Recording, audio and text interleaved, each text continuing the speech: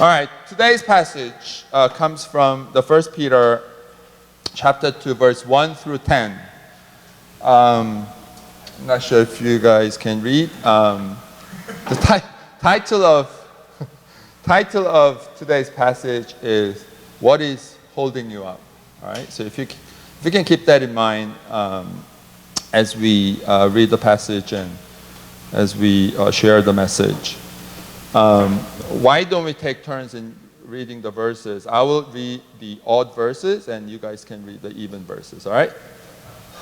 Therefore, rid yourselves of all malice and all deceit, hypocrisy, envy, and slander of every kind. Like newborn babies, crave pure spiritual milk, so that by it you may grow up in the salvation. Now that you have tasted that the Lord is good,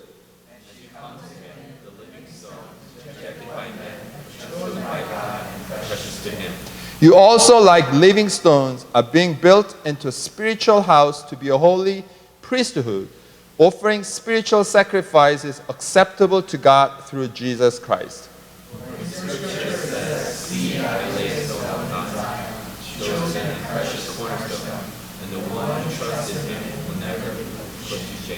Now to you who believe, this stone is precious. But to those who do not believe, the stone the builders rejected has become the capstone. And the stone that causes men to stumble, and a rock that makes them fall. They stumble because they disobey the message, which also they have accepted. But you are a chosen people, a royal priesthood, holy nation, a people belonging to God, that you may declare the praises of Him who called you out of darkness into His wonderful light. We read together. Once you are not a people, but now you are the people of God. Once you had not received mercy, but now you have received mercy. This is the word of the Lord. Just to give you a quick context about the book of the 1 Peter. The Peter is writing a letter to the Christians who was scattered around at the time called the Roman provinces of Asia Minor. Asia Minor is now Turkey, basically, right? The Turkey, Syria, and you have Iraq, Iran, and Greece. So if you can think of Turkey, I think that's fine. So he's writing to the Christians in those provinces, and they are going through some persecution, right, at the time. So when you go through persecution and difficulties and challenges, sometimes they get divided, right, and they sort of spread rumors and untrue stories and things like that, right? So Peter is writing to them. And he's basically saying, you guys have tasted that the Lord, right, is good. And, He has given you mercy, right? And like He's the living stone, you are living stones, and, things like that. So we'll go through that. The first verse, he says, next slide. Malice, deceit, hypocrisy, envy, and slander. You have to rid yourself of these sins, right? These are basically the sins of attitude and speech. All right? What is malice? Yeah. What is deceit? Lies. Hypocrisy.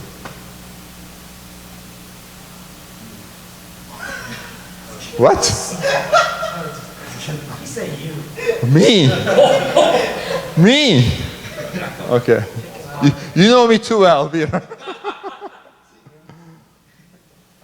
All right? Hypocrisy is also, living a double life, right? Envy. I mean, it says envy, but it's basically jealousy, right? And slander. Or slander. right? Gossiping about untrue stories and saying bad stuff about other people, right? So it's basically the sins of the attitude, negative attitude, right? And speech, the things that you say. So Peter is telling them, okay, you guys, rid yourself of these sins. Right? Why do they do this stuff? Because he's basically saying, you guys have impure desires, right? Impure motives. When you say bad things about other people, right? What goes through your mind? Why do you do that? Either you want to justify yourself, right? He's bad, I'm good, right? When you say he's bad, you're basically saying I'm good, I'm better, right?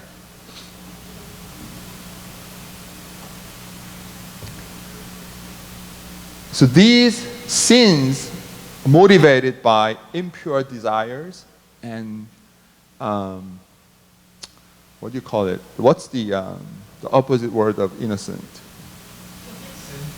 Huh? What? What? Sinfulness, brokenness. Right. The sinful motives, right? Basically. And he goes on to say in second verse, like newborn babies, crave pure spiritual milk, so that by it you may grow up in your salvation. Right? These 5 sins of attitude, right, and speech, you do that because of you have impure desires and motives. Now, like newborn babies, what's a newborn baby like? Pure. What else? Clean. Right? Basically, a baby has no motive, right? Yes, the baby may have desire, right, for food, right? The mommy's milk, right? So Peter is saying, like newborn babies, right, crave pure spiritual milk. Be pure.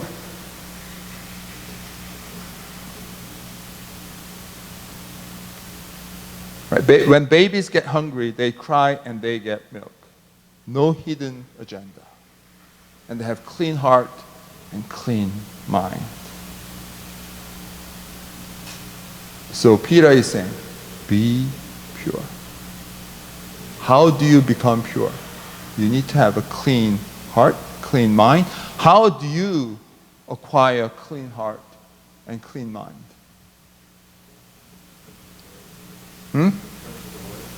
Turn to, yeah.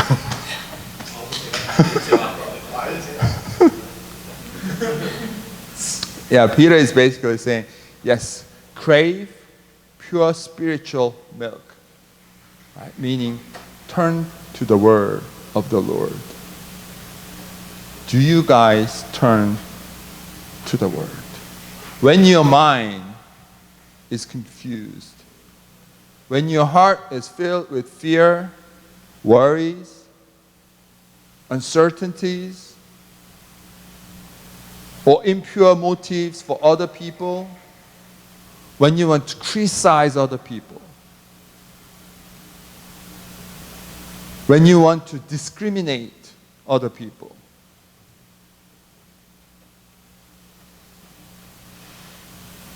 when your heart is filled with flesh, the desires of your flesh, what do you do?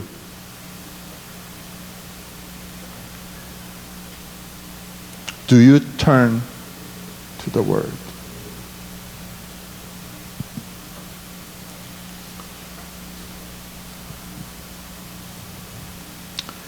Verse 4 it goes on to say, as you come to him, the living stone, right? The Peter is basically declaring that that Jesus is the living stone. Rejected by man, right? Rejected by the world, but chosen by God and precious to him.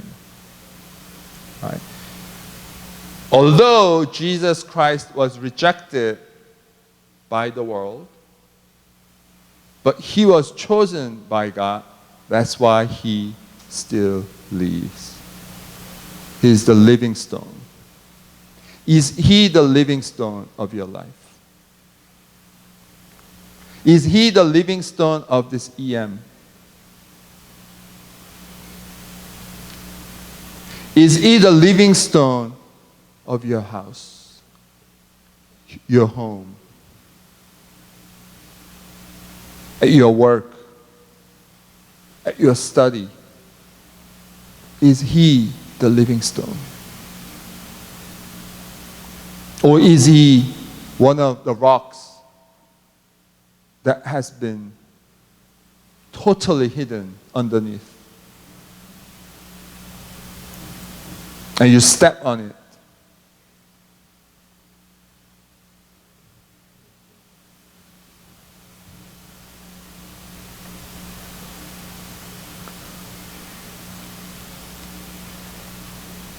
At verse 5, you also, like living stones, are being built into spiritual house to be a holy priesthood, offering spiritual sacrifices acceptable to God through Jesus Christ. As you come to him, as you yourself come to Jesus.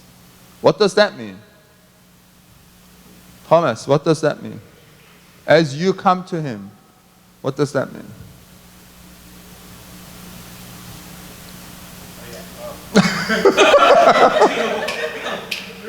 He was taking a nap.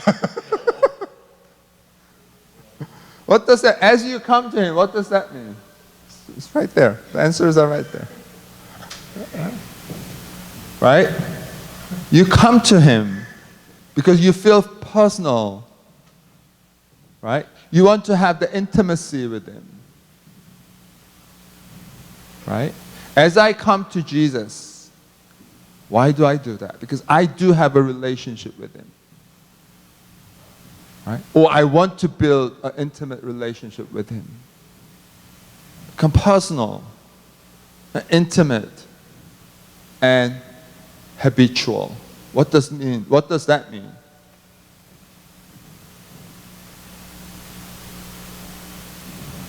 You do that on a regular basis. You don't do that when you need him once in a while. Or when you are in trouble. Right? When you need his help or support because you want to get out of that, whatever situation. That's not the intimate relationship. That's not personal relationship.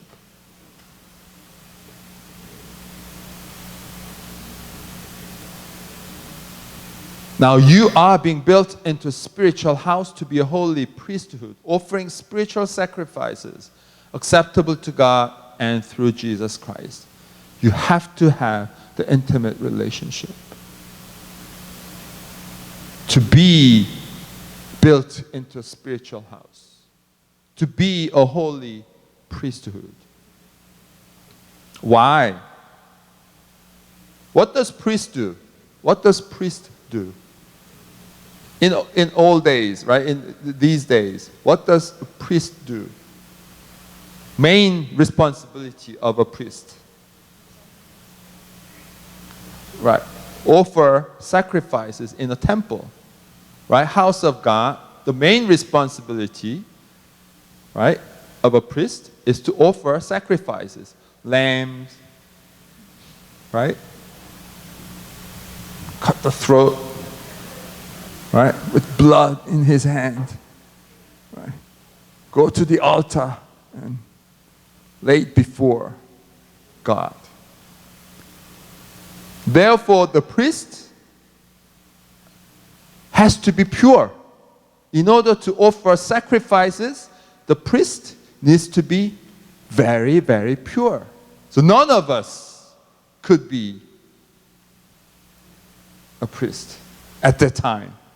But now, because Jesus Christ sacrificed Right? We all have become priests, but that's a subject for another time.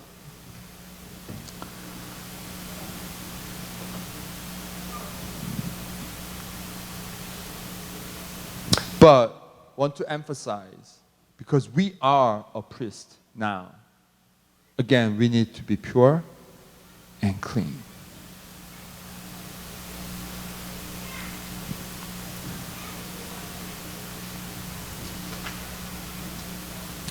Verse 6 through 8 talks about cornerstone. For in Scripture it says, "See, I lay a stone in Zion, a chosen and precious cornerstone, and the one who trusts in him will never be put to shame." Peter is basically saying, you guys are cornerstones. What does cornerstone do?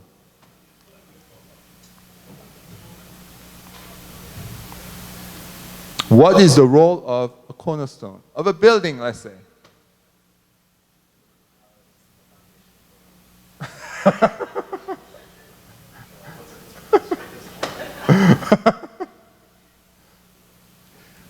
Every building needs a cornerstone, right? Yeah. To stand, right? The cornerstones are foundation for stability and strength of a building. Without cornerstones, the building cannot sustain, right? Its weight, it crumbles. It's basically saying, you guys, although, right, at the time, you guys go through persecutions and difficulties and hardship, but remember, you are cornerstones, right? So if you crumble, right, the whole church crumbles. That's what Peter was saying. Yes, you guys have challenges, you guys have sufferings, but if you crumble, the whole church crumbles because you are a cornerstone. Each one of you is a cornerstone. If you crumble, right, the church cannot sustain.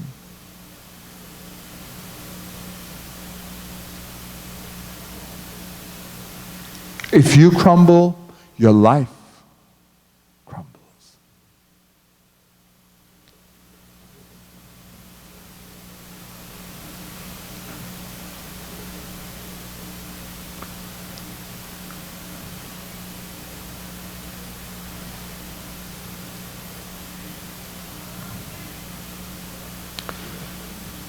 And it says, where is it? Verse 8, a stone that causes men to stumble and a rock that makes them fall. They stumble because they disobey the message, which is also what they were destined for. So you are not a rock. You are a cornerstone. What does rock do? There you go.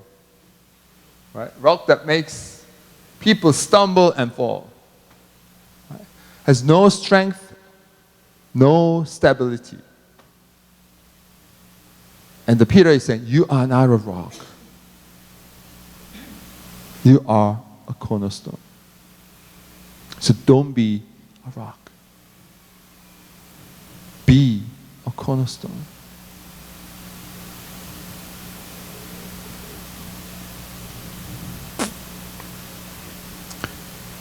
And verse 9 and 10,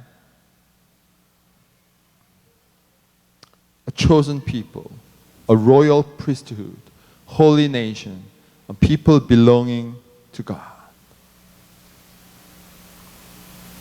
What does that mean? You are chosen. You are royal priesthood. You are a holy nation. You are people belonging to God.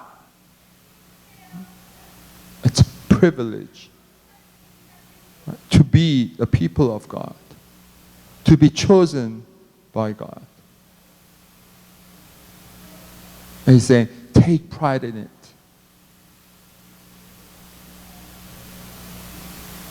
Are you proud that you are a Christian? Are you proud that you are the children of God? Or do you guys still try to hide when you pray for meals? You know, I hope nobody sees me. Are you proud of yourself being a children of God? Do you feel the privilege? Or you don't care? You have the privilege, you have pride. At the same time, you have a responsibility and accountability. What is your responsibility? As a children of God, you have to turn to the Word. And you have to walk in the Word. Right? And you are accountable for your actions when you do, at the same time when you don't. You have to be accountable. The privilege and pride comes with responsibility and accountability.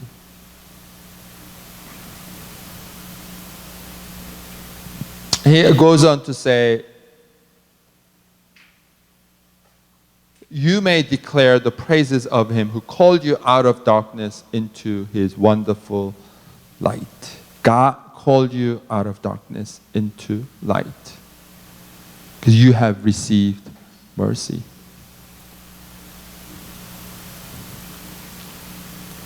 You have had difficulties, and some of you more difficulties than others, hardships and sufferings. I know you have stayed in darkness, and some of you may feel that you are in the darkness. But he's saying, that's the past. Because God has given you a mercy. Basically, you are in the light.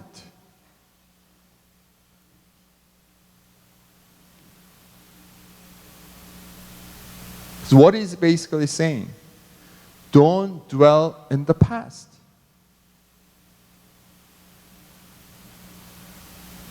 Right? Don't dwell in the past. The darkness, right, is not permanent.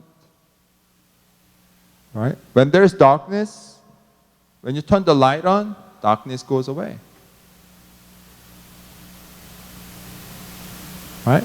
The light always, always supersedes darkness.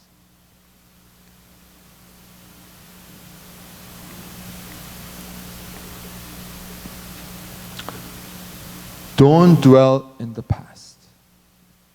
Leave the present.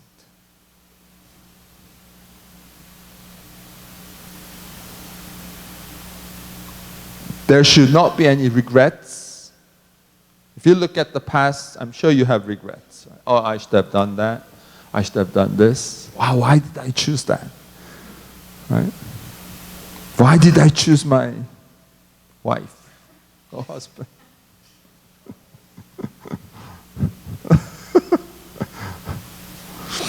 I didn't name any names. I'm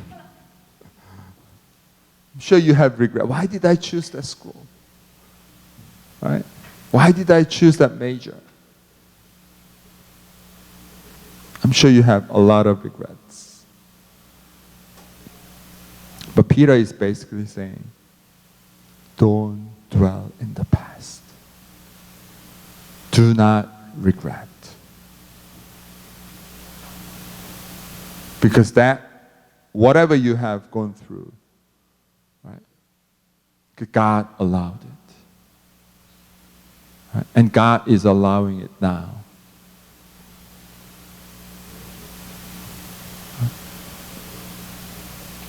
You are a living stone. You are a cornerstone.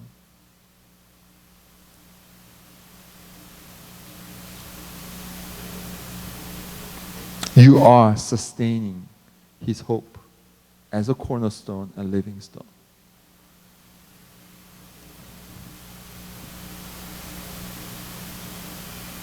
And expect that God will reveal his will through you as a cornerstone and living stone.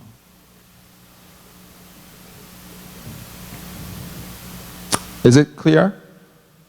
The passage, the meaning of passage? Now, the question is, what is holding you up? To have faith in him, to trust in him, and walk with him, right? Overcoming your thoughts, your worries, your fears.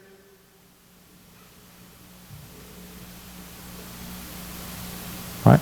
Your darkness, living the present with hope and persistence. What is holding you up?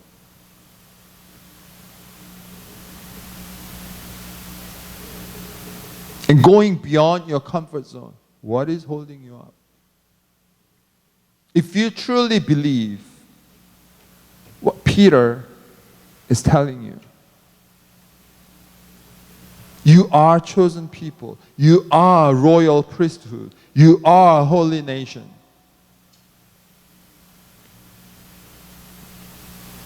You are a cornerstone like me, Jesus is saying. You are a living stone like me. If you believe in this word, what is holding you up? I mean, to me, right, one way or the other, whether you believe these words and live them, or you think you believe them, but you don't truly believe them in your heart. You think you believe. In other words, you have been brainwashed by whoever. Right?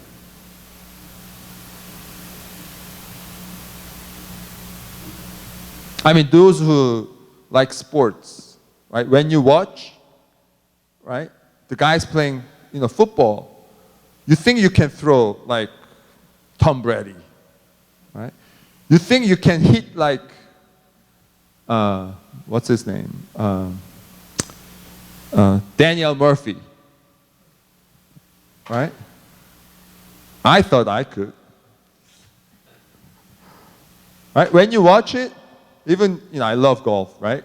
When you watch Jason Day or, Jordan Spieth or Tiger Woods hitting golf balls, right? I think I can do that. Right? And I loved baseball, and I played a lot of baseball in, the elementary and, middle school, in high school in Korea, right? So I thought I could hit any fastball. So you go to batting cage, right? And you try to hit, and it says 80 miles per hour. At that time, when I was in college, what's his name? Goosich, the Yankee closer? The very famous Yankee closer at the time, all, in the 80s. And one of the throwing machine, it says his name on it, right?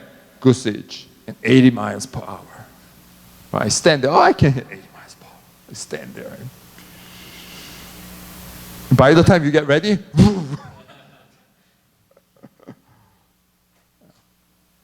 you think you can do it, actually you cannot.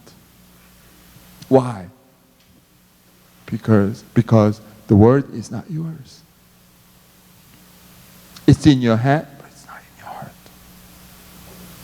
You think you believe it, but you don't really believe it. You think you trust it, but actually you don't trust it. If you really trust it, when you make a choice, important choice, right? You have to choose the one you trust. Right? If you don't choose, then you don't trust. To me, it's simple, plain as vanilla. Even me, right? I say things in front of you, right? But when it comes down to a decision point,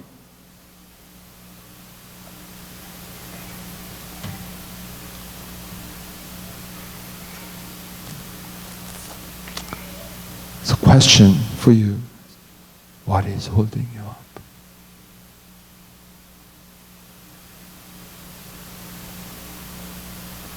Let's pray.